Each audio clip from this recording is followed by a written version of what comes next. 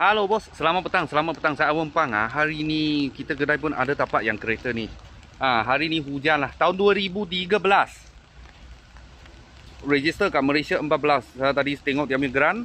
Okey, Mitsubishi Attrek 1.2 cc punya, cc kecil. Harga cuma jual 13,800. Kereta ni ada satu barang nak tukar lah.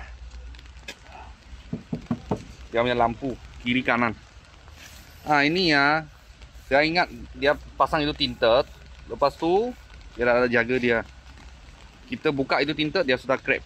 Okey. Lepas tu dalam macam ni. Dia dalam warna dia punya original. Dia body warna silver tapi dia dalam warna asal. Kuning-kuning macam ni. Tak ada spray cat lah. Tak ada spray cat, tak macam kereta lain. Ini Mitsubishi. Lepas tu dia servis pada Mitsubishi ya. Ini kereta servis pada Mitsubishi lagi. Harga jual 13,800. 13,800. Servis book kita tak jumpa lah. Saya tak jumpa. Tapi dalam leather. SE. Dia sini ada Attrek SE. Lepas tu servis kat sini Mitsubishi. Ini Johor plate dah ini kereta. Okay, mileage dia 160 lebih tak silap ai. Tapi dalam punya leather semua original. Datang kita tak ada buat. Tak ada buat apa barang. Belakang macam ni.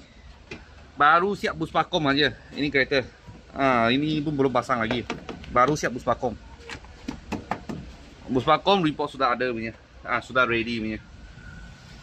Okey. Belakang macam ni lah.